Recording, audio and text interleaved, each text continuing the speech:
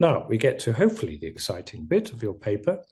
And here what we want you to do is to tell a clear and easy to understand story. Take the hand of your reader and guide them through it so that there's a narrative there that they can follow very, very logically. You need to focus on the main findings. It's very important within the limited space, but frankly also attention span of the reader, that you focus on the primary findings. What was your main aim and what was the findings of your study? Quite often, as many of you know, when you do a study, you'll stumble upon something else that's rather interesting.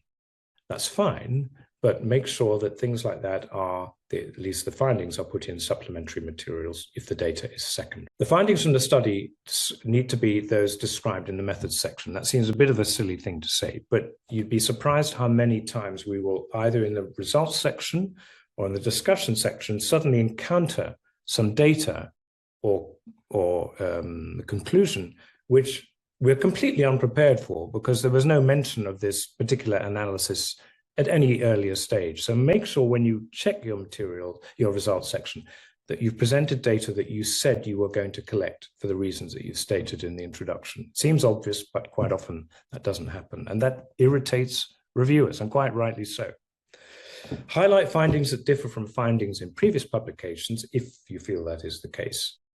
And then give the results of the statistical analysis. And this is I suppose, the take-home message from this slide. It's a description. The results is just presenting the data.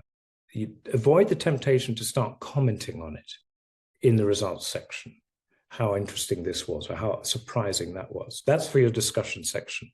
Interpretation and evaluation comes next into the discussion. Now, what about figures and tables? We like figures and tables. We don't like lots of figures and tables. So you need to be very selective about what you present.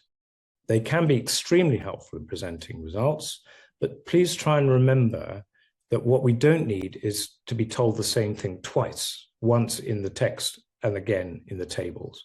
Make it very clear in the text what you're referring to and showing in the tables and the data there, but try and avoid too much duplication if you can. And also make sure that if you do duplicate, that you say the same thing, because it's not unusual that we discover that some result is given in the text and we look to the table, actually different data are there. So please do check that before you submit. The captions and legends must be detailed enough to make legends and tables self-explanatory.